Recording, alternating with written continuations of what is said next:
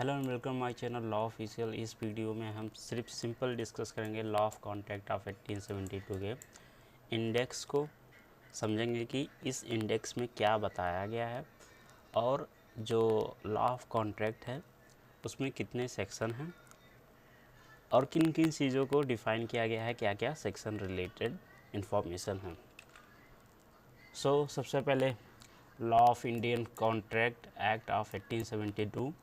इसमें देखिए जो हमारे लेफ़्ट में लिखा होगा ये सारे नंबर्स, ये इसको कहते हैं सेक्शंस, और बाकी ये जो राइट में लिखा है वो बताया गया है कि कहाँ पे डिफ़ाइन किया गया है पर्टिकुलर चीज़ें।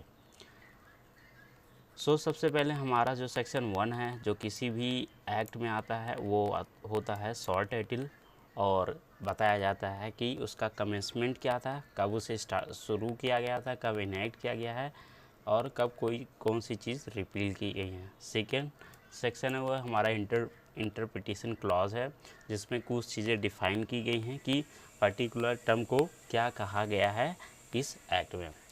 उसके बाद हमारा शुरू होता है चैप्टर 1। चैप्टर 1 में बताया गया है of the communication acceptance and revocation of proposal.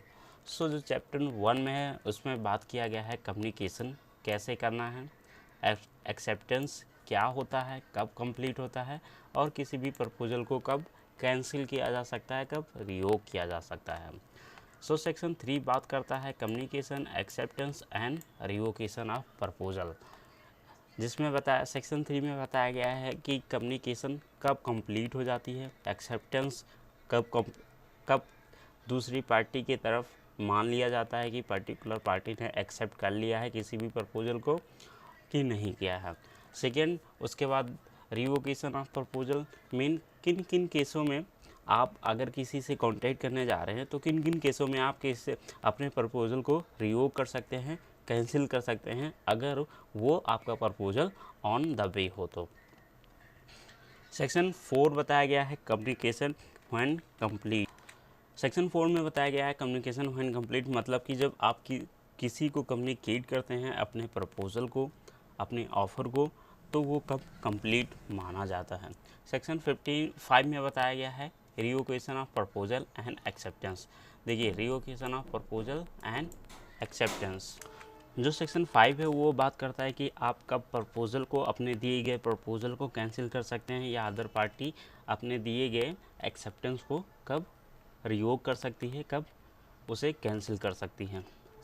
उसके बाद सेक्शन 6 बात करता है मोड ऑफ रिवोकेशन, मतलब आप किस तरीके से कम्युनिकेट अपने जो प्रपोजल है, इसमें जैसे मान लीजिए आपने किसी को लेटर के थ्रू कांटेक्ट करने का प्रपोज़ल रखा है तो उसे उस प्रपोज़ल को कैसे रिवोक किया जा सकता है इसके बारे में बात किया गया है।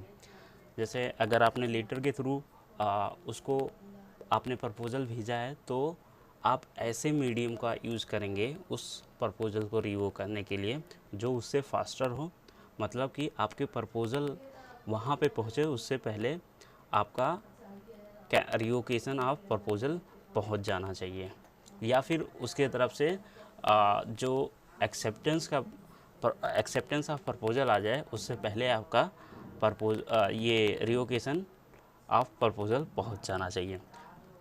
सेक्शन 7 बात करता है acceptance must be absolute, mean अगर आप किसी प्रपोज़ल को एक्सेप्ट करते हैं तो एकदम वो कंप्लीट एक्सेप्टेंस होना चाहिए आपके पार्ट में।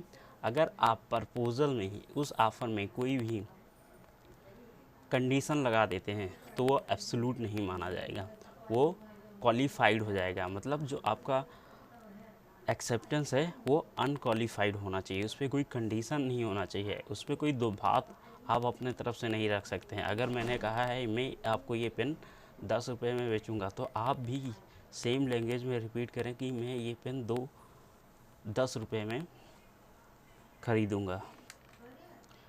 सेक्शन 8 बात करता है एक्सेप्टेंस बाय परफॉर्मिंग कंडीशन और रिसीविंग कंसिडरेशन, और सेक्शन 9 बात करता है प्रॉमिस कैसे, किसी से प्रॉमिस कैसे किया जा सकता है, वो एक्सप्रेस भी हो सकता है और एम्प्लाइड भी हो सकता है। ये बताता है modes of the formation of the promise. उसके बाद चैप्टर 2 की बात करें तो उसमें बात करता है कॉन्ट्रैक्ट्स की, वाइडेबल कॉन्ट्रैक्ट्स क्या होते हैं और वाइड एग्रीमेंट्स क्या होते हैं। सो कॉन्ट्रैक्ट कब वैलिड होगा ये डिफ़ाइन किया गया है चैप्टर 2 में under heading of contracts and voidable contracts and void agreement. So जो आपका सेक्शन 10 है उसमें बात किया गया है what agreement are contract, mean ऐसे कौन से एग्रीमेंट हैं जो कॉन्ट्रैक्ट में बदल सकते हैं या किए जा सकते हैं। 11 बात करता है कि who are competent to contract, मतलब कि competency of person who are going to form the contract. अब ऐसा तो है नहीं कि जो 7 साल का बच्चा है या फिर 8 साल का बच्चा है वो भी कॉन्ट्रैक्ट फॉर्म कर सकता है या कर ले, तो ऐसे कॉन्ट्रैक्ट वैलिड नहीं माने गए हैं। सो यहाँ पे बात किया गया है who are competent to contract. Competent to contract जैसे person of major is sound mind. So इन चीज़ों को डिफ़ाइन किया गया है। सेक्शन 12 डिफ़ाइन करता है what is sound mind for the purpose of contracting. So sound mind क्या है और साउंड माइंड ज़रूरी क्यों है for purpose of contracting, contract करने के लिए, ये डिफ़ाइन किया गया है सेक्शन 12 में। सेक्शन 13 में डिफ़ाइन किया गया है कंसेंट क्या होता है। जब आप कॉन्ट्रैक्ट फॉर्म कर रहे हैं अगले पार्टी के साथ तो उसमें आपका कंसेंट होना ज़रूरी है। साथ ही कंसेंट के अलावा अगर आप कंसेंट देते हैं तो हो सकता है वो कंसेंट आपका फोर्स कोएर्जन के थ्रू लिया गया हो, इन्फ्लुएंस या फ्रॉड या मिस प्रेजेंटेशन या मिस्टेक ऑफ फैक्ट के थ्रू भी हो सकता है। तो कंसेंट को और भी एक्सटेंसिवली डिफ़ाइन किया गया है सेक्शन 14 में, जिसमें बात की गई है फ्री कंसेंट की। सो सेक्शन 14 बात करता है कि आपका कंसेंट कब फ्री होगा, जो कि कॉन्ट्रैक्ट बनाने के लिए ज़रूरी है। सो आपका कंसेंट तभी फ्री होगा जब वो आपने जो अपना कंसेंट दिया हो वो इन सेक्शंस के अंडर में अगर नहीं फॉल करता है तो आपका कंसेंट फ्री माना जाएगा। जैसे अगर आपने कंसेंट दिया है जो आउट ऑफ फ्री ऑफ कोएर्जन हो, कोएर्जन मीन प्रेशर, थ्रेड, तो अगर आपने आउट ऑफ या फिर आप फ्री माइंड से दिए हैं तो वो कंसेंट फ्री माना जाएगा। सेक्शन 15 बात करता है कोएर्जन की। सेक्शन 16 बात करता है एंटी इन्फ्लुएंस की। देखिए एंटी इन्फ्लुएंस में आप एक मतलब याद कर सकते हैं, इसमें एक बॉडी होती है, एक पर्सन मान लीजिए ए है और ये पर्सन बी है, तो इसमें जो पर्सन ए होगा उसकी अथॉरिटी हमेशा ऊपर होगी पर्सन बी से। मतलब जो ए होगा उसके पास डोमिनेटिंग पावर होगा, उसके पास अथॉरिटी होगी, उसके पास पावर होगा, विल होगा, और ये जो पर्सन बी होगा ये पर्सन ए पर्सन बी के ऊपर उसके विल पर हर वक्त डोमिनेट करता रहेगा। अगर ऐसे केसेस में कॉन्ट्रैक्ट होता है तो वो एंटी इन्फ्लुएंस कहा जाएगा। और फ्रॉड क्या होता है डिफ़ाइन किया गया है सेक्शन 17 में। मिस प्रेजेंटेशन क्या होता है डिफ़ाइन किया गया है 18 में। उसके बाद 19 बात करता है, अभी 19 नहीं, उससे पहले हम देख लेते हैं section 22 contract caused by mistake of one party as a matter of fact. देखिए मिस्टेक दो टाइप के होते हैं, एक मिस्टेक ऑफ लॉ है और एक मिस्टेक ऑफ फैक्ट है। Mistake of law by both parties और मिस्टेक ऑफ फैक्ट यूनिलेटरल और बाइलेटरल। सो इतने चीज़ें को अगर मिस्टेक का कोई सेक्शन पढ़ रहे हैं तो उसमें इतनी चीज़ें पढ़नी है। मिस्टेक ऑफ लॉ यहाँ पे यूनिलेटरल और बाइलेटरल, मीन दोनों पार्टी अगर करती है। मिस्टेक ऑफ लॉ यूनिलेटरल और बाइलेटरल। मिस्टेक ऑफ फैक्ट है तो वो देखा जाएगा यूनिलेटरल है या फिर बाइलेटरल है। सो CUFM अगर इन केस में C stand for coercion, U stand for undue influence, F stand for fraud, M stand for misrepresentation and again M stand for mistake. अगर इन केसेस में आपका कॉन्ट्रैक्ट हुआ है तो वो बोला जाएगा फ्री कंसेंट वहाँ पे पार्टी की नहीं थी, ऐसे कॉन्ट्रैक्ट वाइडेबल होते हैं। वहाँ पे बोला जाएगा फ्री कंसेंट नहीं थी और ऐसे कॉन्ट्रैक्ट वाइडेबल होते हैं। उसके बाद सेक्शन 19 जो है बात करता है voidability of the contract without free consent. Mean अगर सेक्शन 15, 16, 17, 18 और 22 इन केसेस में कॉन्ट्रैक्ट हुआ है तो वो किसके इस सेक्शन के थ्रू, सेक्शन 19 के थ्रू वाइड करा सकते हैं। वाइडेबिलिटी ऑफ एग्रीमेंट्स अगर अंडर कोएर्जन, अंडर इन्फ्लुएंस और फ्रॉड और मिस्टेक से कॉन्ट्रैक्ट हुआ है तो वो वाइडेबल होंगे अंडर 19A बात करता है power to set aside contract induce by under influence. देखिए यहाँ पे अंडर इन्फ्लुएंस के लिए एक अलग ही सेक्शन रखा गया है, क्योंकि अंडर इन्फ्लुएंस में जो सिनारियो होता है पार्टीज़ का वो डिफरेंट होता है रैदर बजाय जो कोएर्जन, फ्रॉड, मिसप्रेजेंटेशन और मिस्टेक में होता है। सो इसलिए इसके लिए अलग ही सेक्शन रखा गया है, क्योंकि इसके अंदर जो सिनारियो होता है जब आप सेक्शंस को पढ़ेंगे तब आपको पता चलेगा। सेक्शन 20 बात करता है agreement void over the board party under mistake of the fact. ये देखिए अगर मिस्टेक है तो देखा जाएगा मिस्टेक ऑफ लॉ है कि फैक्ट है। अगर मिस्टेक ऑफ फैक्ट है तो देखा जाएगा यूनिलेटरल है कि बाईलेटरल है। अगर बाईलेटरल हुआ तो ऐसे एग्रीमेंट वाइड होंगे, बट अगर यूनिलेटरल हुआ, मिस्टेक ऑफ फैक्ट यूनिलेटरल है तो उस केस में जिस पार्टी से मिस्टेक हुआ है उसके ऊपर डिपेंड करता है। नेक्स्ट सेक्शन 21 बात करता है effect of mistake of law. अगर आपने कॉन्ट्रैक्ट कर लिया है और आप उस लॉ से अवेयर नहीं थे, देन इन डैट केस क्या इफ़ेक्ट होगा उसकी बात करता है। सेक्शन 22 बात करता है contract cost by the mistake of one party mean unilateral mistake है। किसी भी कॉन्ट्रैक्ट में एक ही पार्टी के द्वारा मिस्टेक हुआ है किसी चीज़ को समझने में या फॉर्मेशन में, देन इन डैट केस क्या होगा, उस केस में सेक्शन 22 बात करता है।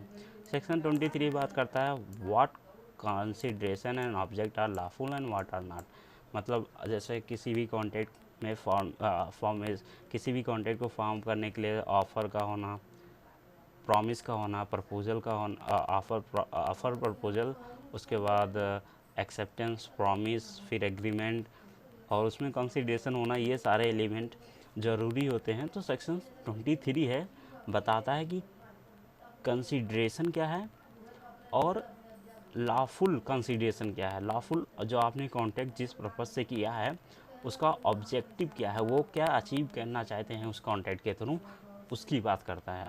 बोला और बताता है कौन कौन से जो कंसिडरेशन है और ऑब्जेक्ट है वो अनलॉफुल है, वो बात करता है सेक्शन 23 में। नेक्स्ट वाइड एग्रीमेंट, ये पर्टिकुलरली इतना जो पूरा 24 to 30 बताता है, ये बताता है किस किस केसेस में आपका एग्रीमेंट है जो कॉन्ट्रैक्ट बनने से पहले की बात है, किस किस केसेस में आपका जो एग्रीमेंट है वो वाइड होगा। जैसे एग्रीमेंट वाइड अगर कंसिडरेशन और ऑब्जेक्ट अनलॉफुल है। आपने कोई कॉन्ट्रैक्ट किया है जिसमें आप कंसिडरेशन आपस में पार्टीज एक्सचेंज कर रही हैं, जो कंसिडरेशन अगर वो अनलॉफुल है या फिर वैलिड नहीं है, देन इन डैट केस आपका जो एग्रीमेंट है, not contract, agreement he wide होगा। और अगर एग्रीमेंट ही वाइड हुआ तो कॉन्ट्रैक्ट बन ही नहीं सकता। या फिर जो आप एग्रीमेंट कर रहे हैं वो अनलॉफुल पर्पज़ के लिए कर रहे हैं, किसी के जान से मारने के लिए आप एग्रीमेंट कर रहे हैं, तो इन दैट केस वो ऐसे एग्रीमेंट वाइड होंगे, वाइड एब इनिशियो ही होंगे। या फिर ये सेक्शन 25 में बात करता है अगर आपने एग्रीमेंट किया है वहाँ पे कंसिडरेशन ही नहीं है, आपने जो एग्रीमेंट किया है दो पार्टीज़ में कंसिडरेशन का होना इनएविटेबल है, जैसे सिन क्वा non mean most important thing है, वैसे अगर आपके एग्रीमेंट में कंसिडरेशन है ही नहीं, देन इन डैट केस जो आपका एग्रीमेंट है वो वाइड होगा। बट कुछ कुछ केसेस में बोला गया है अगर कंसिडरेशन ना भी हो तो ऐसे एग्रीमेंट वाइड नहीं है, ये बात किया गया है सेक्शन 25 में। अगर ऐसे एग्रीमेंट का ज़रूरी होता है कि एक राइटिंग में हो, मतलब ऐसे जहाँ पे कंसिडरेशन नहीं है बट फिर भी वो एग्रीमेंट है जो कॉन्ट्रैक्ट फॉर्म कर रहे हैं, तो ऐसे हैं एग्रीमेंट का राइटिंग में होना ज़रूरी होता है। Unless it is in writing and registered, writing हो, राइट हो मतलब लिखा गया हो, साथ में रजिस्टर्ड हो कहीं किसी के पास। The promise to compensate for something done is a promise to pay डेप्ट barred by limitation law. Limitation law एक एक्ट है जिसमें लिमिटेशन पीरियड डिफाइन करता है, और अगर इन केसेस में है रिटर्न होना चाहिए, और promise to compensate for something done, आपने पिछला कोई काम किया है उसके लिए आप कंपनसेट कर रहे हैं, ऐसे एक्ट के लिए बताया गया है कि अगर कंसिडरेशन ना भी हो देन इन दैट केस आपका एग्रीमेंट फॉर्म हो सकता है, मतलब कॉन्ट्रैक्ट के थ्रू कॉन्ट्रैक्ट की तरफ प्रोसीड कर सकते हैं। सेक्शन 26 बात करता है कि अगर आपने कोई एग्रीमेंट किया है जहाँ पे आप किसी की मैरिज रोक रहे हैं, देन इन दैट केस आपका एग्रीमेंट वाइड होगा। या फिर सेक्शन 27 बात करता है agreement in restrain of trade, मतलब आप पर्सन बी के साथ ट्रेड कर रहे हैं कि पर्सन बी के साथ आप एग्रीमेंट कर रहे हैं कि भाई आप इस एरिया में ट्रेड ना करो, हम आपको इतना ये रुपये देंगे, ये कर देंगे, तो ऐसे एग्रीमेंट वाइड होते हैं। या फिर agreement in restrain of legal proceeding, आप ऐसा कोई एग्रीमेंट कर रहे हैं जिसमें कानूनी जो प्रोसीडिंग्स है उसको हैम्पर करने के लिए, हार्ड करने के लिए कोई एग्रीमेंट कर रहे हैं, तो ऐसे एग्रीमेंट कॉन्ट्रैक्ट में वाइड माना जाता है। या फिर एग्रीमेंट फॉर अनसर्टेनिटी, मतलब आप ऐसा एग्रीमेंट कर रहे हैं जिसको प्रिडिक्ट ही नहीं कर सकते, इतना अनिश्चित है कि आप बता ही नहीं सकते हैं, तो ऐसे एग्रीमेंट वाइड ही कहा गया है। Next, agreement by way of wager, मतलब आप सट्टा लगा रहे हैं जिसमें आपका स्किल नहीं यूज़ हो रहा है, तो ऐसे एग्रीमेंट वाइड हैं एक्सेप्ट एक गेम के हॉर्स रेसिंग। ये एग्ज़ाम में भी पूछे जाते हैं, चाहे आपके जे के एग्ज़ाम हो या कोई कॉम्पिटिटिव एग्ज़ाम हो, उसमें पूछे जाते हैं कौन सा एग्रीमेंट है जो सारे एग्रीमेंट वाइड हैं एक्सेप्ट कौन सा गेम जो वाइड नहीं है, तो वो हॉर्स रेसिंग है।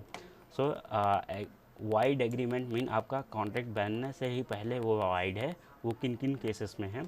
सो ये सेक्शन 24 बताता है। उसके बाद 26, 27, 28, 29 और 30 और 25 मतलब कि marriage, trade, legal proceeding, uncertainty and way of wager. इसके साथ ही ये जो 5 है, इसके साथ साथ एग्रीमेंट इन स्टेट, ये 24, 25 भी वाइड एग्रीमेंट की बात करता है। अब बात करते हैं चैप्टर 3 की। चैप्टर 3 में बात किया गया है कंटीजेंट कॉन्ट्रैक्ट क्या होता है। Contingent mean something, contingent mean something subject to chance, मतलब बाय द चांस वो होगा पर्टिकुलर थिंग तभी वो कॉन्ट्रैक्ट बनेगा। या फिर बोल सकते हैं एक्सीडेंटल, जो इसका सिनोनिम्स हो सकता है कंटीजेंट का वो। सो 31 डिफाइन करता है कंटीजेंट कॉन्ट्रैक्ट क्या है, और 32 बताता है कि कॉन्ट्रैक्ट अगर कोई कंटीजेंट कॉन्ट्रैक्ट के लिए है और वो contract on happening of event है, मतलब वो पर्टिकुलर इवेंट होगा तभी आपका कॉन्टीजेंट वो इन्फोर्स किया जा सकता है। मीन जो 32 बात करता है वो कब आप इन्फोर्स करा सकते हैं ऐसे कॉन्ट्रैक्ट जब पर्टिकुलर इवेंट होगा तब। और 33 बात करता है इन्फोर्समेंट ऑफ कॉन्ट्रैक्ट कंटीजेंट और नॉन हैपनिंग, मतलब वो पर्टिकुलर इवेंट ना हो तभी आप उस कॉन्ट्रैक्ट को इन्फोर्स करा सकते हैं।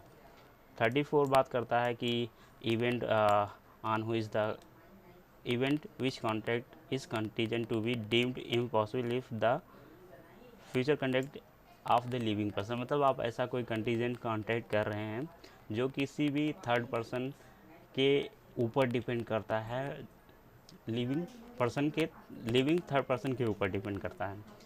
देन वो सेक्शन 34 में बात किया गया है। सेक्शन 35 बताया गया है कि व्हेन कॉन्ट्रैक्ट बिकम वाइड, मतलब किन किन केसेस में आपका कॉन्ट्रैक्ट वाइड हो सकता है। Which are contingent on the happening of event within the specified time, मतलब अगर आपने कोई कंटीजेंट कॉन्ट्रैक्ट कर रखा है और वो विद इन स्पेसिफाइड टाइम के अंदर वो नहीं होता है, तो ऐसे कॉन्ट्रैक्ट की बात की गई है 35 में। 36 बात करता है agreement contingent on impossible event is wide. यहाँ पे वाइड मतलब आप ऐसे कंटीजेंट एग्रीमेंट, यहाँ पे बात किया गया है कंटीजेंट एग्रीमेंट की। देखिए रेस्ट ऑफ जो कॉन्ट्रैक्ट है वो बात करता है कंटीजेंट कॉन्ट्रैक्ट की, और 36 बात करता है कंटीजेंट एग्रीमेंट की। सो अगर आप कोई ऐसा एग्रीमेंट करते हैं जो इम्पॉसिबल इवेंट के लिए हो, तो ऐसे एग्रीमेंट वाइड होते हैं। सो कह सकते हैं ये जो पर्टिकुलर एग्रीमेंट है ये वाइड एग्रीमेंट। अगर आंसर आता है अगर कोई क्वेश्चन आता है under what circumstances agreements are void, then ये 24, 25, 26, 27, 28, 29, 30 और 36 को भी इंक्लूड किया जाना चाहिए अगर आप ऐसे कोई क्वेश्चन आते हैं तो उसमें लिखने के लिए। नेक्स्ट चैप्टर है आपका चैप्टर 4, जिसमें बात करता है performance of the contract which must be perform, मतलब कब आपको कॉन्ट्रैक्ट को परफॉर्म करना चाहिए। और इसमें डिफ़ाइन किया गया है 37 में obligations of the parties obligation of parties to the contract, मतलब ऐसी पार्टीज़ जो कॉन्ट्रैक्ट में हैं उनके ऑब्लिगेशंस क्या हैं। जैसे अगर दो पार्टीज़ हैं तो पार्टी ए की क्या ऑब्लिगेशन है, पार्टी बी की क्या ऑब्लिगेशन है, उसकी बात की गई है सेक्शन 37 में। 38 में बात की गई है effect of refusal to accept offer of performance, मतलब अगर आप परफॉर्मेंस का कोई, मान लीजिए पार्टी ए एक आपके पास ऑफ़र रखती है कि हम पर्टिकुलर कॉन्ट्रैक्ट को अब परफॉर्म करना चाहते हैं, और आपने उसको रिफ्यूज़ कर दिया कि नहीं अब हम ऐसे कॉन्ट्रैक्ट को नहीं आपके साथ नहीं करना चाहते, देन इन दैट केस क्या इफ़ेक्ट होगा वो बात करता है 38 में। 39 है वो बात करता है effect of refusal of party to perform promise wholly. अगर कोई पार्टी जो पूरी तरीके से परफॉर्म करने से मना कर देती है तो इन दैट केस क्या इफ़ेक्ट होगा वो बात किया गया है सेक्शन 39 में। 40 बात करता है, उसके बाद आता है by whom the contract must be perform, मतलब कि जो कॉन्ट्रैक्ट है दो पार्टीज़ के बीच में किसके द्वारा परफॉर्म किया जाना चाहिए। मान लीजिए ए पार्टी बी है, तो जो पार्टी ए और बी के बीच में है वो कॉन्ट्रैक्ट कौन परफॉर्म करेगा। सो 40 बात करता है person by whom promise is to be made, मतलब by person by whom promise is to be made, by person by whom promise is to be performed। Section 41 बात करता है effect of accepting performance from the third person, मतलब अगर कोई third person का कोई अगर एक्सेप्टेंस कर लेता है और वो परफॉर्म कर देता है ऐसे कॉन्ट्रैक्ट को, देन इन दैट केस क्या होगा उसकी बात की गई है सेक्शन 41 में। सेक्शन 42 बात करता है devolution of the joint liabilities, मतलब डिवोल्यूशन मीन होता है mixing of the joint liabilities, मतलब डिवीज़न ऑफ द लायबिलिटीज़ कह सकते हैं।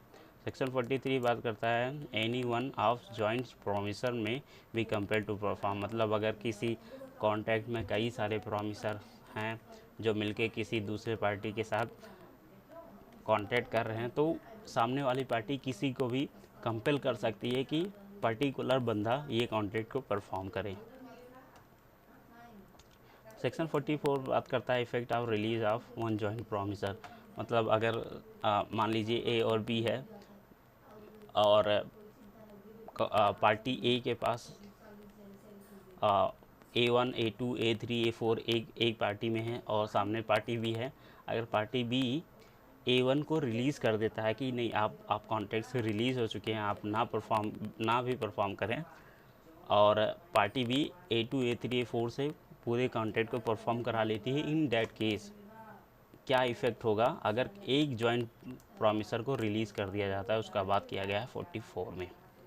45 में बात किया गया है devolution of the joint rights, और उसके बाद आता है time and place of performance. Mean अगर कोई कॉन्ट्रैक्ट है उसमें आपको टाइम भी बता दिया गया है कि आपको इतने बजे ये कॉन्ट्रैक्ट मुझे परफॉर्म हो जाना चाहिए, देन इन दैट केस क्या सिचुएशंस होंगे। अगर आपने प्लेस बता दिया है कि मुझे जो कॉन्टैक्ट है मुझे ये पर्टिकुलर माल यहाँ पे पहुँच जाना चाहिए, देन इन दैट क्या सिचुएशन होगा। या आपने टाइम और प्लेस दोनों प्रिस्क्राइब कर रखा है कि मुझे 3 तारीख को शाम के 5 बजे दिल्ली के किसी भी शहर में मुझे ये पर्टिकुलर माल चाहिए, तो इन दैट केस उसकी बात की गई है 46 ऑनवर्ड से। सो 46 बात करता है time for performance of promise. Time for performance of promise when no application is to be made and no time is specified. मतलब अगर सामने वाली पार्टी ने कोई टाइम अलॉट नहीं किया है या फिर प्लेस अलॉट नहीं किया है, सॉरी टाइम सेक्शन 46 से टाइम के रेफरेंस में है। अगर सामने वाली पार्टी ने कोई टाइम अलॉट नहीं किया है कि आपको जो आपने प्रॉमिस किया है उसे कब परफॉर्म करना चाहिए, देन इन दैट केस क्या जो पार्टी ए है उसको क्या करना चाहिए उसके बारे में बात किया गया। अगर मान लीजिए आप पार्टी ए पार्टी बी से पार्टी बी ए से ब्रिक्स ईंटें मंगा रही है, तो अब ऐसा तो है नहीं कि जो पार्टी ए है वो रात को 2 बजे पार्टी बी के घर पहुंच जाए कि लीजिए आप ईंटें आपके आ गए हैं कॉन्ट्रैक्ट के थ्रू जो आपने मंगाए थे। बल्कि टाइम बताया गया है कि मतलब अगर पार्टी ए को देना ही देना है ईंटें, तो एक विद इन रीजनेबल टाइम, मतलब एक रीजनेबल टाइम में आप सुबह 8 बजे आ जाइए, 10 बजे आ जाइए, बट रात के वक्त कौन कॉन्ट्रैक्ट लेकर आता है परफॉर्म करने के लिए, देन उसकी बात की गई है सेक्शन 46 में। Next, time and place of performance of promise where time is specified and no applications to be made. मतलब अगर यहाँ पे time place of performance of promise है और जहाँ पे सिर्फ टाइम को स्पेसिफाइड किया गया है बट प्लेस को स्पेसिफाइड नहीं किया गया है, देन इन दैट केस बात किया गया है सेक्शन 47 में।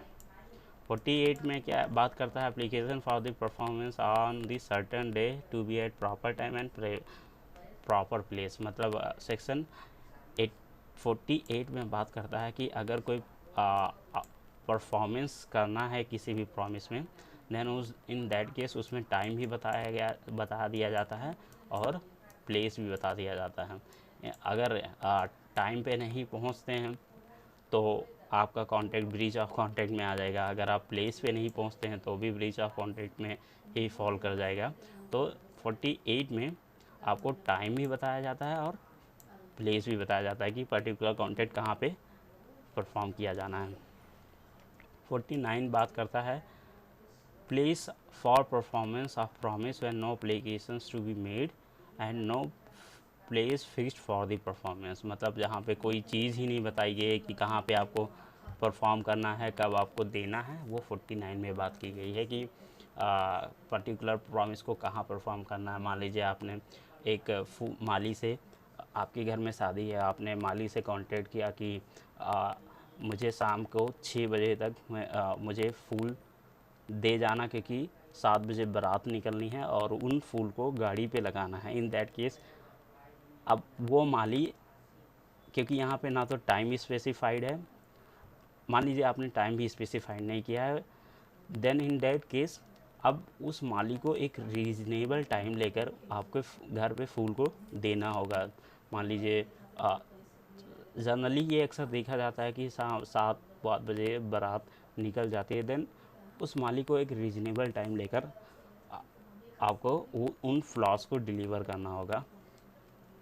उसकी बात की गई है सेक्शन 49 में। 50 में बात करता है performance in manner or at a time prescribed or sanctioned by the promise. मतलब आपने किसी कॉन्ट्रैक्ट में बता दिया कि पर्टिकुलर प्रॉमिस को कैसे परफॉर्म किया जाना है, किस मैनर में परफॉर्म किया जाना है और किस टाइम में परफॉर्म किया जाना है, सैंक्शन्ड बाय द प्रॉमिजी के द्वारा।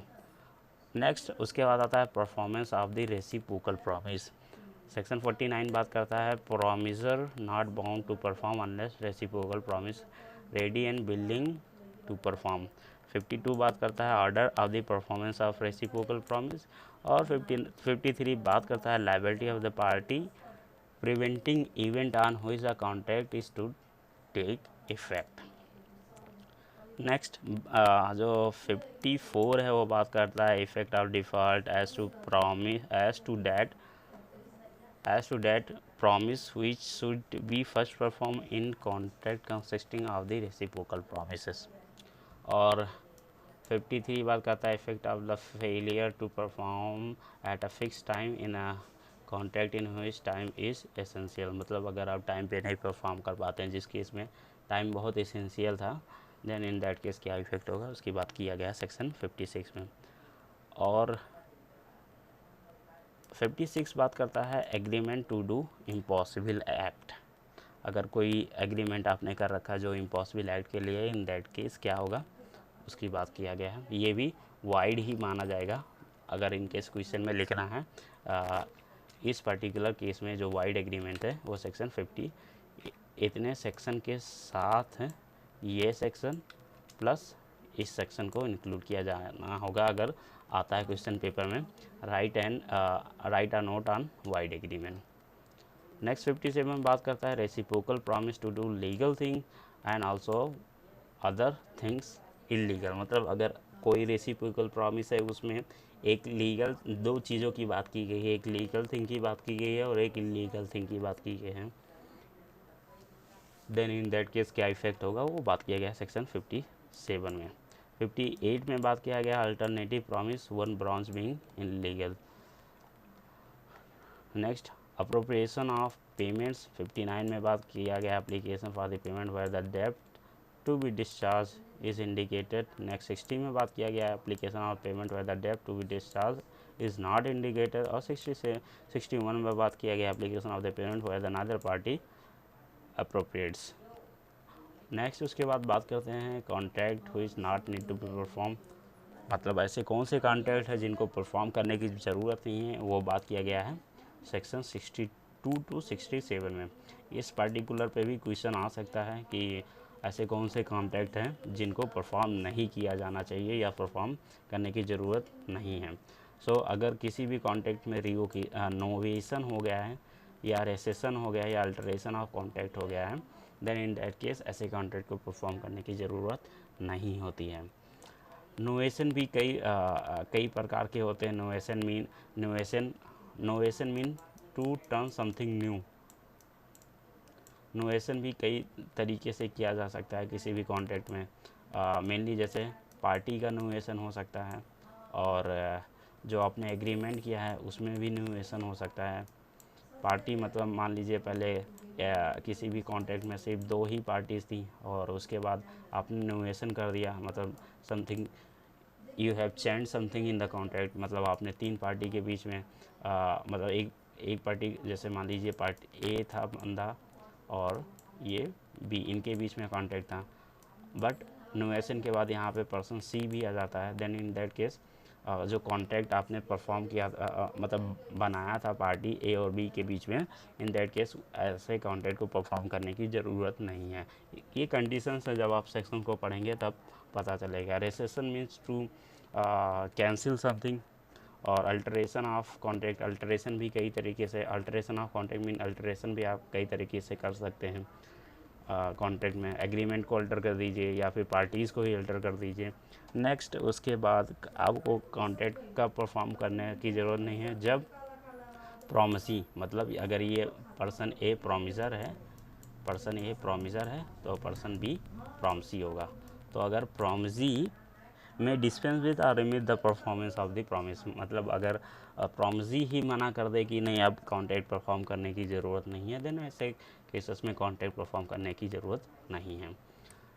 Consequences of recession of voidable contract बात किया गया है सेक्शन 46 में। और सेक्शन 56 में बात किया गया है ऐसे पर्सन जिन्होंने कोई received obligations of person who have received advantage under a wide agreement or the contract that become void। अगर मान लीजिए ये बेसिकली बात करता है ऐसे पर्सन की जिसने किसी वाइड एग्रीमेंट से कोई एडवांटेज उठा लिया है, कोई गेन कर लिया है, कोई प्रॉफिट अर्न कर लिया है, देन इन दैट केस उस पर्सन की ऑब्लिगेशन क्या होगी।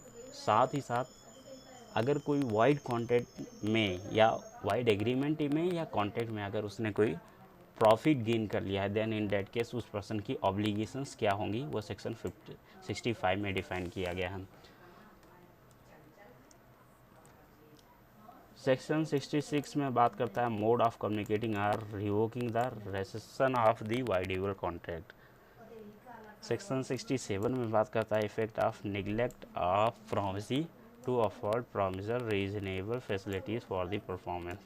मतलब अगर कोई कॉन्ट्रैक्ट है जिसमें प्रोमिसी को certain part of contract perform करना था, बट जो प्रोमिसी है वो अपने पार्ट को नेगलेक्ट कर देता है, इन दैट केस प्रोमिसर का क्या मतलब पोजीशन होगा उसकी बात करता है सेक्शन 67। चैप्टर 5 है वो है of certain relations resembling those created by the contract. काफ़ी ज़्यादा पूछे जाने वाला क्वेश्चन है, जो बात करता है कोसाई कॉन्ट्रैक्ट की। सेक्शन 68 टू 72 तक बात करता है कोसाई कॉन्ट्रैक्ट की। सेक्शन 68 टू 72 तक बात करता है कोसाई कॉन्ट्रैक्ट की, मतलब ऐसे कॉन्ट्रैक्ट जो कॉन्ट्रैक्ट की तरह रिसेंबल करते हैं, अल्दो उनमें कॉन्ट्रैक्ट के फॉर्मेशन ऑफ कॉन्ट्रैक्ट के एसेंशियल्स अब्सेंट होते हैं या कहें नहीं होते हैं। जैसे ऑफ़र नहीं होता है, प्रॉमिस नहीं होता है, एक्सेप्टेंस नहीं होता है और एग्रीमेंट नहीं होता। तो ऐसे चीज़ें, ऐसी एलिमेंट्स जो कॉन्ट्रैक्ट हैं वो कोसाई कॉन्ट्रैक्ट से में अब्सेंट होते हैं। सो 68 बात करता है claim for the necessity supply to the person incapable of contracting और ऑन हिज अकाउंट। मतलब आप ऐसे पर्सन को कुछ चीज़ें सप्लाई कर रहे हैं, ऐसा पर्सन जो इनकेपेबल हो फॉर्मेशन ऑफ कॉन्ट्रैक्ट के लिए, जैसे पर्सन ऑफ अनसाउंड माइंड या फिर एक माइनर चाइल्ड या फिर एक ऐसी कोई विडो लेडी है जो बाहर सोशल फ्रेमवर्क में वर्क नहीं कर सकती है। देन इन दैट केस अगर आप कुछ चीज़ सप्लाई कर रहे हैं उसको जो एसेंशियल है for the living of that person, then in that case you can claim the necessities you have supplied from that person's property। उसके बाद सेक्शन 69 बात करता है reimbursement of person paying money due by another in payment of which he is interested. मतलब अगर एक person ने किसी पर्सन के बिहाफ पे कुछ अमाउंट पे कर दिया है क्योंकि वो पर्सन पे करने में कैपेबल नहीं था, इन दैट केस अगर जो पर्सन पे कर रहा है उसको उस पेमेंट ऑफ मनी में कोई इंटरेस्ट हो, उसकी बात की गई है 69 में। सो जो ये लाइन है in payment of which he is interested, मतलब ये बहुत ही इंपॉर्टेंट लाइन है for the purpose of section 69। 72 बात करता है obligations of person enjoying benefit of non gratuitous acts. मतलब ऐसे पर्सन्स के क्या ऑब्लिगेशंस होंगे जो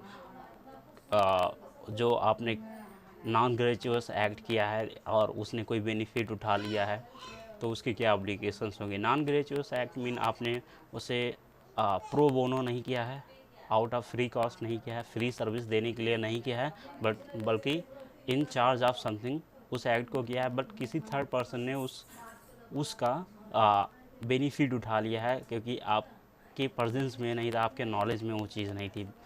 देन इन डेट केस उस पर्सन्स की ऑब्लिगेशंस क्या होंगी वो सेक्शन 70 में बात करता है। 71 में बात करता है responsibility of the finder of the good. मतलब कोई पर्सन पड़े हुए गुड को उठा ले जाता है और उसकी क्या रिस्पॉन्सिबिलिटी होगी, और ये भी फाइंडर ऑफ गुड्स फॉल करता है in the ambit of the quasi contract. 72 बात करता है ऐसे पर्सन्स की लायबिलिटी जिसने कोई मनी पे कर दिया हो या डिलीवर कर दिया है कोई ऐसे चीज़ बाय द मिस्टेक या फिर मिस्टेक। रिमेंबर यहाँ पे सिर्फ 2 सेक्शन की बात की गई है, मिस्टेक और अंडर कोएर्जन की, CUFM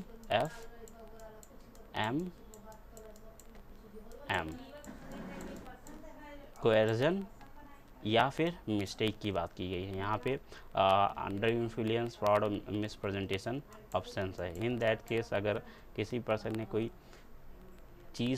कोई मनी पे कर दिया या कोई चीज़ डिलीवर कर दी थिंग्स यहाँ पे मतलब है, मान लीजिए आपने कोई गुड्स, थिंग डिलीवर्स में आ सकता है कोई गुड्स या फिर सर्विस हो सकती है आपके द्वारा किसी को रेंडर की गई हो, गलती से किसी ने इसे एंजॉय कर लिया है, तो ऐसे पर्सन, जिस पर्सन ने एंजॉय किया उसकी लाइबिलिटी क्या होगी।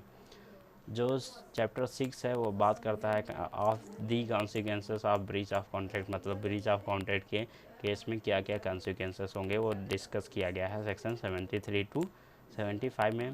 पहला जो 73 सेक्शन है वो कंपनसेशन की बात करता है, कोई लॉस हो या डैमेज हो by the breach of the contract. उसके बाद से बात करता है 74 compensation for breach of contract for penalty है स्टिपुलेटेड फॉर, मतलब आपने कोई अमाउंट डिसाइड कर रखा है कि कॉन्ट्रैक्ट में ही कि अगर इन केस ऑफ तुम्हारे पार्टी, मतलब हमारे और आपके बीच में जो कॉन्ट्रैक्ट हुआ है, इन केस अगर वो ब्रीच ऑफ कॉन्ट्रैक्ट हो जाता है, देन इन डेट केस जो पार्टी ब्रीच कर रही है वो particular some of amount pay करेगी in anticipation of the breach of the contract. So ये लिक्विडेटेड डैमेजेस की बात करता है 74। Liquidated damages mean damages which are predetermined by the parties. उसके बाद 75 बात करता है party rightfully rescinding contract entitled to compensation, मतलब अगर कोई पार्टी रिसेंड कर रही है किसी भी कॉन्ट्रैक्ट को, देन इन दैट केस जो अदर पार्टी है वो कंपनसेशन के लिए इंटाइटल्ड हो जाएगी, उसका राइट राइज हो जाएगा उस केस में। चैप्टर 8 था आपका सेल ऑफ गुड्स, जो कि रिपील कर दिया गया है फ्रॉम सेक्शन 76 टू 123, उसको अब नया एक्ट के का रूप दे दिया गया है from section 73 to 123। This act is known as Indian sale of goods 1913। इसमें सिर्फ सेल ऑफ गुड्स में इमूवेबल गुड्स की ही बात की गई है। उसके बाद हमारा आता है चैप्टर 7 जो बात करता है ऑफ इंडेमनिटी एंड गारंटी की। 124 डिफाइन करता है कॉन्ट्रैक्ट ऑफ इंडेमनिटी और 124 डिफाइन करता है indemnity holder, right of indemnity holder when sued. क्या क्या राइट्स है इंडेमनिटी होल्डर की। ये तो बात हो गया, 2 सेक्शन डिफाइन करता है contract of indemnity and rest of sections वो डिफाइन करता है आपका कॉन्ट्रैक्ट ऑफ गारंटी। 126 डिफाइन करता है कॉन्ट्रैक्ट ऑफ गारंटी क्या है, श्योरिटी किसे कहते हैं, प्रिंसिपल डेटर किसे कहते हैं और क्रेडिटर कौन होता है। उसके बाद 127 बात करता है for the formation of guarantee, contract of guarantee, उसमें कॉन्ट्रैक्ट कंसिडरेशन की बात करता है सेक्शन 127। 128 बात करता है श्योरिटी की लायबिलिटी और 129 बात करता है कंटिन्यूइंग गारंटी की। देखिए गारंटी 2 टाइप की हो सकती है, कंटिन्यूइंग गारंटी और एक वन टाइम गारंटी, मतलब आपने किसी एक एक्ट के लिए गारंटी दिया है या किसी कंटिन्यूइंग इवेंट के लिए आपने गारंटी दिया है, तो उस केस में 129 सेक्शन बात करता है कंटिन्यूइंग गारंटी की। 130 बात करता है revocation of the continuing guarantee और 131 बात करता है revocation of continuing guarantee by the surety. जैसे इन केस किसी भी कॉन्ट्रैक्ट ऑफ गारंटी में अगर श्योरिटी की डेथ हो जाती है तो ऐसे कॉन्ट्रैक्ट रिवोक माना जाता है।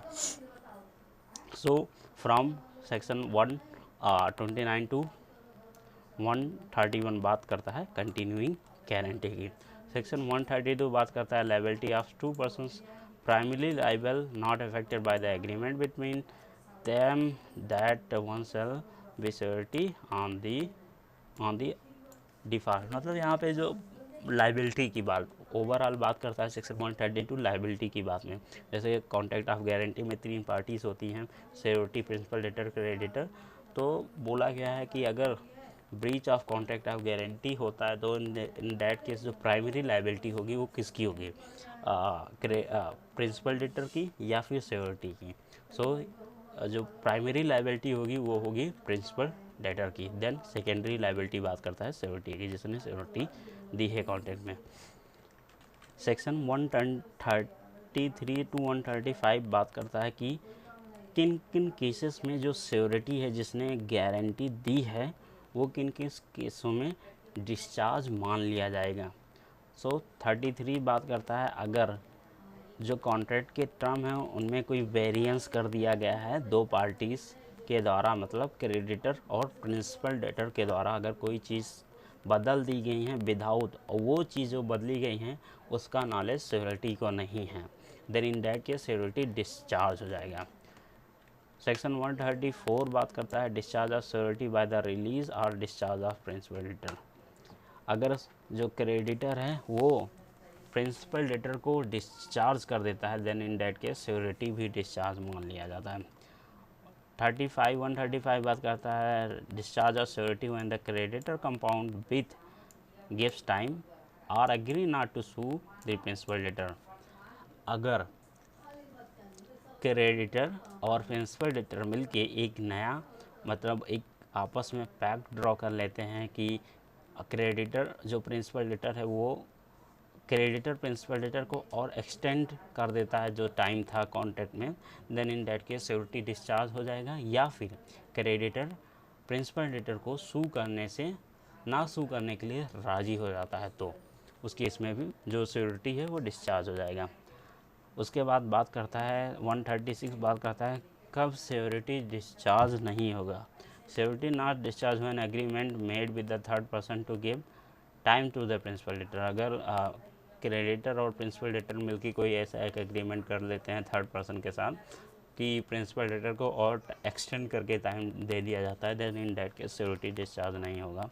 137 बात करता है creditor forbearance to sue not to discharge security. यहाँ भी सिक्योरिटी डिस्चार्ज नहीं होगा जहाँ पे क्रेडिटर फॉरवेरेंस मीन किसी को माफ़ कर देना, देन उस केस में भी जो सिक्योरिटी है वो डिस्चार्ज नहीं होगा।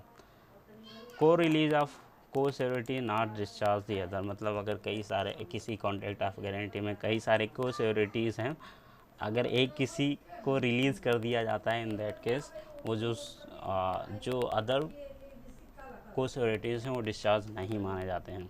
139 बात करता है discharge of security by creditor act और omission impairing the securities eventual remedy. मतलब अगर क्रेडिटर है वो किसी भी जो एवेंचुअल रेमेडी थी, मतलब एक जो सिक्योरिटी की रेमेडी थी उसमें कोई डिस्क्रिपेंसी कर देता है, कोई इम्पैरिटी कर देता है, डिस्पैरेज कर देता है उस रेमेडी को जो सिक्योरिटी के पास थी, इन दैट केस आल्सो जो सिक्योरिटी हो डिस्चार्ज हो जाएगा। सो सेक्शन 136 टू 139 किन किन केसेस में जो सिक्योरिटी हो डिस्चार्ज नहीं होगा उसकी बात किया गया है।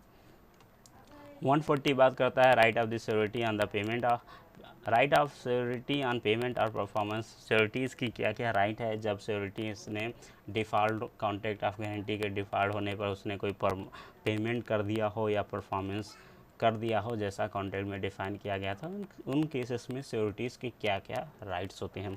141 बात करता है securities right to benefit creditor securities. Section 142 बात करता है अगर कोई गारंटी है जो ऑब्टेन की गई है मिस प्रेजेंटेशन के द्वारा तो वो वाइड होगी या इनवैलिड होगी।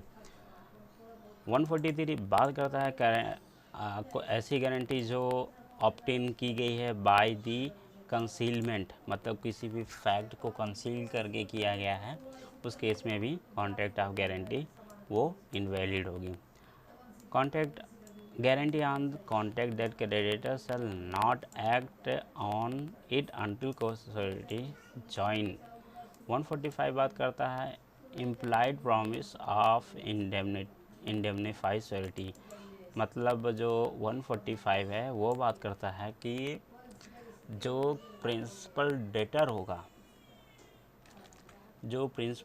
होगा इन केस डिफ़ॉल्ट में जो सिक्योरिटीज़ ने अपने जो बात किया गया है यहाँ पे right of securities on the payment और परफॉर्मेंस, अगर ये कर देने के बाद अगर प्रिंसिपल डेटर डिनाई करता है कि अब वो सिक्योरिटी को इंडेमनीफाई नहीं करेगा, देन ये बोला गया है सेक्शन 145 में कि जो प्रिंसिपल डेटर है वो एम्प्लॉयड फॉर्म में एक प्रॉमिस करता है सिक्योरिटी को कि वो इंडेमनीफाई करेगा अगेंस्ट एनी एक्ट जो कि कॉन्ट्रैक्ट ऑफ इंडेमनिटी में बताया गया है। 146 बात करता है कोई securities liable to contribute equally, मतलब अगर कई सारे सिक्योरिटीज़ हैं तो वो इक्वली पार्ट में लाइबल होंगे उस पर्टिकुलर कॉन्सिक्वेंसेस के लिए। 147 बात करता है liability of securities bound with different sums, अगर कई सारे सिक्योरिटीज़ हैं, अगर रेशियो में बांट रखा है कि पर्टिकुलर सिक्योरिटी इतने इतने रेशियो में कंट्रीब्यूट करेंगे, देन उसकी बात की गई है 140। नेक्स्ट हमारा चैप्टर है 9, वो बात करता है बेलमेंट क्या होता है, जहाँ पे 48 में डिफाइन किया गया है बेलमेंट क्या है, बेलर्स का डिफिनेशन, बेलर कौन होता है, और बेली की डिफिनेशन 148 में बात की गई है। 149 में बात की गई है delivery to the bailee how made, मतलब कैसे डिलीवरी देनी होगी बेली को अगर कोई कॉन्ट्रैक्ट ऑफ बेलमेंट होता है तो। उसके बाद 150 में बात करता है बेलर्स ड्यूटी, मतलब जो पर्टिकुलर गुड दे रहा है बेली को उसकी क्या क्या ड्यूटीज़ हैं। To disclose faults in the good bailed, मतलब जो बेलर है उसकी ये ड्यूटी होती है कि अगर पर्टिकुलर गुड उसने कोई वेल किया है, मतलब डिलीवर किया है बेली को, तो जितने भी फॉल्ट हैं उसके नॉलेज में है वो बेली को बताए। 151 बात करता है कि to be taken by the bailee, मतलब यहाँ पे जो वेली है उसके ऊपर ऑब्लिगेशंस डाल रहा है, उसके ऊपर लाइबिलिटी, ऑब्लिगेशंस कहेंगे लाइबिलिटीज़ नहीं, ड्यूटीज़ कह सकते हैं, ड्यूटीज़ डाल रहा है कि वेली को क्या क्या केयर लेने होंगे अगर कोई चीज़ डिलीवर कर दिया गया है बाय वेलर टू वेली। 152 बात करता है bailee when not liable for the loss of the thing bailed, मतलब किन किन केसेस में जो वेली है वो लाइबल नहीं होगा अगर कोई लॉस अराइज हो जाता है जो गुड्स उसको बेल की गई हैं बाय द वेलर। उसके बाद 153 बात करता है termination of the bailment by bailee's act inconsistent with the condition, मान लीजिए बेलर ने बेली को कुछ दिया और बेली ने कुछ ऐसे काम कर दिया जो कि उनके बीच में जो अग्रीमेंट था या फिर जो कॉन्ट्रैक्ट था उसके कंसिस्टेंट नहीं था, वेरी कर गया, देन इन दैट केस जो बेलमेंट है, कॉन्ट्रैक्ट ऑफ बेलमेंट है, वो टर्मिनेट हो जाएगा। ये बात करता है 153।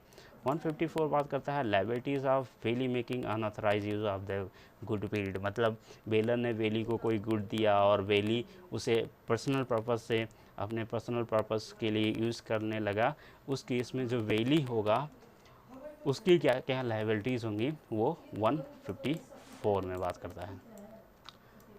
155 बात करता है mixture of effect of mixture when the bailor's consent of his good with bailee, मतलब अगर बेली वेलर के गुड के साथ कुछ मिला देता है जहाँ पर वेलर का कंसेंट था, उस मिक्सचर का क्या इफ़ेक्ट होगा वो बात करता है 155 में। 156 बात करता है effect of mixture without bailor's consent, 155 consent की बात करता है और 156 बात करता है without bailor's consent when the goods can't be separated, मतलब बेलर ने बेली को कोई गुड्स दिया, अब बेली ने बिना कंसेंट, बेलर के बिना कंसेंट के उस गुड्स को, पर्टिकुलर गुड्स को मिक्स कर दिया अपने गुड्स के साथ, उस केस में बेली की क्या लायबिलिटीज़ होगी वो बात करता है 156 में। जैसे मान लीजिए बेलर ने बेली को गेहूँ दिया रखने के लिए अपने गोदाम में, अब बेली ने अपने जो उसके पास गेहूँ था उसके साथ मिक्स कर दिया, अब यहाँ पे बेलर और बेली के गेहूँ को सेपरेट नहीं किया जा सकता, इन दैट केस क्या इफ़ेक्ट होगा बात किया गया है 156 में। 157 बात करता है effect of mixture without bailee's consent, again bailee's consent जहाँ पे when the goods can't be separated, sorry 156 में गुड्स कैन बी सेपरेटेड, यहाँ पे गुड्स कैन बी सेपरेटेड और यहाँ पे goods can not be separated, इन दोनों केस में कंसेंट अब्सेंट है, यहाँ पे कंसेंट प्रेजेंट है, यहाँ पे गुड्स को सेपरेट किया जा सकता है, यहाँ पे गुड्स नहीं सेपरेट किया जा सकता है। ये जो गेहूं का एग्जांपल था वो 157 के रेफरेंस में था। 158 बात करता है repayment by bailor for the necessary expense, मान लीजिए बेलर ने बेली को कोई गुड्स दिया और उसके बेली ने उसको रिपेयर किया और उसमें कुछ रिपेयरिंग में कुछ ज़्यादा एक्सपेंसेस अपने पॉकेट से लगा दिया है, देन इन दैट केस जो वेलर होगा वो उसका रीपेमेंट करेगा। 159 बात करता है रिस्टोरेशन ऑफ गुड्स लेंस ग्रेजुअसली, मतलब कोई गुड्स अगर ग्रेजुअसली आपको दिया गया है, मतलब फ्री ऑफ कॉस्ट, तो उसको आप कैसे वापस करेंगे उसकी बात करता है। 160 बात करता है return of the goods paid on the expiration of the time और अकम्प्लिशमेंट ऑफ पर्पस, मतलब आपको जो बेली होगा कब गुड्स को, जो गुड्स पर्टिकुलर गुड्स बेल किया गया है कब रिटर्न करेगा, या तो टाइम एक्सपायर हो जाए या तो जिस पर्पस के लिए दिया गया था वो एक्सपायर हो जाए। मान लीजिए मैंने आपको गुड्स दिया था कि आप अब मेरा ये जो कार है आप अपने घर में 2 महीने के लिए रख लीजिए, देन 2 महीने के बाद आप मुझे रिटर्न करेंगे, वो डील करता है सेक्शन 160। 161 डील करता है बेली की रिस्पॉन्सिबिलिटी अगर when the goods are not duly return, उस केस में जो बेली होगा उसकी क्या क्या रिस्पॉन्सिबिलिटीज़ होंगी जब डिली नॉट रिटर्न मीन जिस तरीके से बताया गया था उस तरीके से नहीं रिटर्न किया गया है। 161 बात करता है termination of the gratuitous bailment by death, अगर कोई ग्रेचुअस बेलमेंट था तो उस केस में जैसे ही बेलर जो बेलर है उसकी डेथ हो जाती है, उस केस में कॉन्ट्रैक्ट ऑफ बेलमेंट टर्मिनेट हो जाएगा, कैंसिल हो जाएगा। 161 बात करता है bailor's entitle to increase or profit from the bail good, मान लीजिए वेलर ने बेली को कोई ऐसा गुड्स दिया जिस और बेली के पास वो गुड्स होते हुए उसमें कोई प्रॉफिट अर्न कर रहा है, तो उस केस में जो बेली होगा वो पर्टिकुलर प्रॉफिट वेलर को रिटर्न करना होगा। ये आप एग्जांपल पढ़ेंगे 163 का तो आपको अच्छे से समझ में आएगा। 164 बात करता है बेलर की रिस्पॉन्सिबिलिटी बेली के बिहाफ में, मतलब बेलर क्या क्या रिस्पॉन्सिबिलिटी है अगर कोई चीज़ गुड बेल्ड कर रहा है बेली के अगेंस्ट में। 165 बात करता है bailment by several joint owner, अगर कोई चीज़ बेल की गई है जिसके कई सारे ओनर हैं उस केस में क्या क्या एस्पेक्ट हो सकते हैं, वो 165 बात करता है। 166 बात करता है bailee not responsible on the redelivery to bailor without title, और 167 बात करता है right of the third party claiming the goodwill, मतलब बेलर ने बेली को कोई गुड्स दिया और जो गुड्स दिया है वो किसी थर्ड पार्टी का था, मतलब थर्ड पार्टी उसका ऑनर था, इन दैट केस क्या क्या राइट्स होंगे उसकी बात करता है 167। 168 बात करता है right of the finder of goods में sue for the specific reward. 168 बात करता है अगर कोई फाइंडर ऑफ गुड्स है जो कि कॉज कॉन्ट्रैक्ट का कॉन्सेप्ट है, उस केस में किस केसेस में वो जो फाइंडर ऑफ गुड है, मतलब जो वेली है, वो सू कर सकता है जो ऑनर है उस गुड्स का, अगर उसकी बात किया गया 168 में। 169 बात करता है when the finder of the things commonly on the sale में सेल इट, कब जो फाइंडर ऑफ गुड है कुछ किन गुड्स को सेल कर सकता है उसकी बात कर रहा है। 170 बात करता है वेलीज पर्टिकुलर लेन, मतलब यहाँ पे एक तरीके से वेली की क्या क्या पर्टिकुलर लेन है बात करता है 170, और पर्टिकुलर लेन बात करता है 170 और जनरल लेन की बात करता है 171। फिर बेलमेंट ऑफ प्लेस 172 डिफाइन करता है प्लेस क्या है, पॉनर क्या है, पॉनी क्या है। प्लेस को याद रखें तो bailment plus security equal to pledge, अगर कहीं बेलमेंट हो रहा है for the purpose of the security तो उसको बोला जाएगा प्लेस। सो 172 बात करता है प्लेस, पॉनर और पॉनी की डिफिनेशन को, फिर डिफाइन करता है 173 डिफाइन करता है पॉनीज राइट ऑफ रिटेनर्स को। 174 करता है pawnee not to retain for the डेप्थ और the promise other than that for which the goods place presumption in the case of the subsequent advance. 175 बात करता है pawnee's right as extraordinary expense, इनका अगर कोई एक्स्ट्रा ऑर्डिनरी मतलब कुछ एक्स्ट्रा अमाउंट में कोई एक्सपेंस किया है पॉनी ने, उस केस में जो पॉनी के क्या क्या राइट होंगे। 176 बात करता है pawnee's right where the pawnor's makes default, मतलब अगर पॉनर ने कोई डिफ़ॉल्ट कर रखा है कॉन्ट्रैक्ट में या कर दिया है throughout the contract, then उस केस में पॉनीज के क्या क्या राइट्स होंगे। 177 बात करता है defaulting owner's right to redeem. और 178 बात करता है pledge by mercantile agent, pledge by mercantile agent. और 178 बात करता है कि मतलब कि अगर कोई मर्चेंटाइल एजेंट ने कोई प्लेस किया है देन उसकी क्या क्या कंडीशंस होंगी, बात करता है 178 में। 178 में बात करता है pledge by the person is in position under voidable contract. अगर कोई प्लेस किया गया है किसी ऐसे पर्सन के द्वारा जो कि वाइडेबल कॉन्ट्रैक्ट के अंदर उस गुड्स के पोजीशन में है तो 179 बात करता है pledge where the owner has only limited interest. और 188 बात करता है सूट बाय वेलर और bailee against the wrongdoer, मतलब अगर बेली ने कोई गलती किया है तो बेलर सूट लेकर जाएगा, और बेली ने कोई गलती किया है तो बेलर लेकर जाएगा।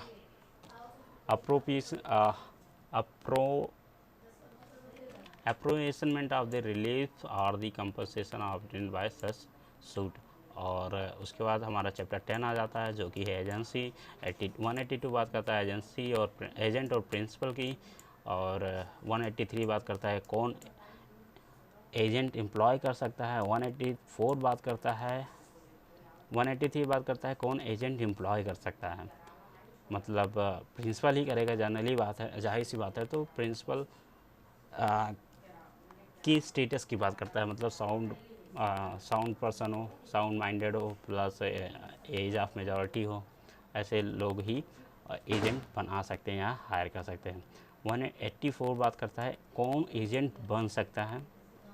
185 बात करता है कि कंसिडरेशन नहीं नेसेसरी है for the creation of agency, जबकि कॉन्ट्रैक्ट ऑफ गारंटी में नेसेसरी है।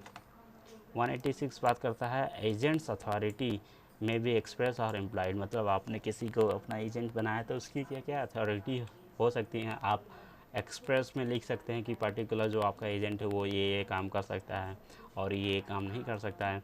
और कुछ अथॉरिटीज़ ऐसे होती हैं जो नहीं लिखी जा सकती या नहीं लिख सकती हैं during the formation of the content. In that case कुछ अथॉरिटीज़ जो एजेंट की होती है वो इम्प्लाइड फॉर्म में समझी जाती हैं, वो बात करता है 186 में। 187 बात करता है definition of express and implied authority, मतलब क्या क्या एक्सप्रेस अथा एम्प्लाइड अथॉरिटी क्या है एजेंट्स की, उसकी बात करता है। फिर 187 है वो बात करता है extent of agent authority, mean अगर कोई एजेंट है तो वो उसकी अथॉरिटी कहाँ तक हो सकती है या जा सकती है। 189 बात करता है एजेंट अथॉरिटी इन इमरजेंसी, मतलब जो अथॉरिटी है एजेंट की वो इमरजेंसी केस में क्या क्या हो सकती है। 119 बात करता है an agent can not delegate, इस पे एक लीगल मैगजीम्स भी है जो कि हम लेटर वीडियोस में डिस्कस करेंगे। 190 बात करता है सब एजेंट की डिफिनेशन की। और 192 बात करता है representation of the principal by sub agent properly appointed. 192 बात करता है एजेंट्स रिस्पॉन्सिबिलिटी फॉर दी सब एजेंट अपॉइंटेड विदाउट अथॉरिटी, मतलब अगर एजेंट ने किसी पर्सन को सब एजेंट अपॉइंट कर लिया है, वहाँ पे प्रिंसिपल का कंसेंट नहीं था या प्रिंसिपल ने उसको असाइन नहीं किया, देन एजेंट की क्या क्या रिस्पॉन्सिबिलिटी होगी। 194 बात करता है relation between the principal and the person duly appointed by the agent to act in agency of business, मतलब अगर प्रिंसिपल ने अपने एजेंट को बोल रखा है कि आप किसी थर्ड पर्सन को एज आ एजेंट अपॉइंट कर लो और उसके उस काम को पर्टिकुलर काम को करने के लिए अगर अपॉइंट करता है, देन उस केस में जो प्रिंसिपल और सब एजेंट होगा उसकी क्या क्या रिलेशंस होंगे उसकी बात करता है 194। 195 बात करता है एजेंट्स ड्यूटी इन नेमिंग सर्च पर्सन। फिर आता है एजेंसी के अंदर आता है ratification. Ratification means to make something correct या किसी को सही करना। 196 सेक्शन 196 बात करता है right of person as to act done for him without his authority effect of the ratification, मतलब एजेंट ने कोई ऐसा काम कर दिया है जो प्रिंसिपल ने अथॉरिटी नहीं दी थी, बट लेटर जो प्रिंसिपल है उसे रेटिफाई कर देता है, देन इन दैट केस जो राइट होंगे उस पर्सन के, उसकी बात किया गया है 196 में। 197 बात करता है जो रेटिफिकेशन है वो एक्सप्रेस भी हो सकता है और इम्प्लाइड भी हो सकता है। 198 बात करता है knowledge requisite for the valid ratification, मतलब अगर जो नॉलेज जो रेटिफिकेशन कर रहा है पर्टिकुलर पर्सन या फिर प्रिंसिपल, उस केस में किन किन चीज़ों का जानकारी में होना ज़रूरी है। 196 बात करता है effect of ratifying unauthorised act forming part of transaction, मतलब अगर प्रिंसिपल किसी अनऑथराइज एक्ट को रेटिफाई कर रहा है देन इन दैट केस क्या क्या इफेक्ट हो सकते हैं, वो बात करता है 199 की। 200 बात करता है ratification of act unauthorise act can not injure the third party, मतलब आप प्रिंसिपल किसी ऐसे एक्ट को नहीं रेटिफाई कर सकता है जो अनऑथराइज है, जिसकी वजह से जो थर्ड पर्सन है या पार्टी है उसको कोई नुकसान हो या फिर इंजरी पहुँचे उस रेटिफिकेशन से। अब आ जाते हैं एजेंसी के ही अंदर है रिवोकेशन ऑफ अथॉरिटी, मतलब जो प्रिंसिपल है वो किस किस केसेस में अपने अथॉरिटी को रिवोक कर सकता है। सो ये सेक्शन 201 टू 210 तक बात किया गया है revocation of authority. So section 201 है टर्मिनेशन ऑफ एजेंसी, कब एजेंसी को टर्मिनेट किया जा सकता है। सेक्शन 202 है termination of agency where the agent has an interest in subject matter, मतलब अगर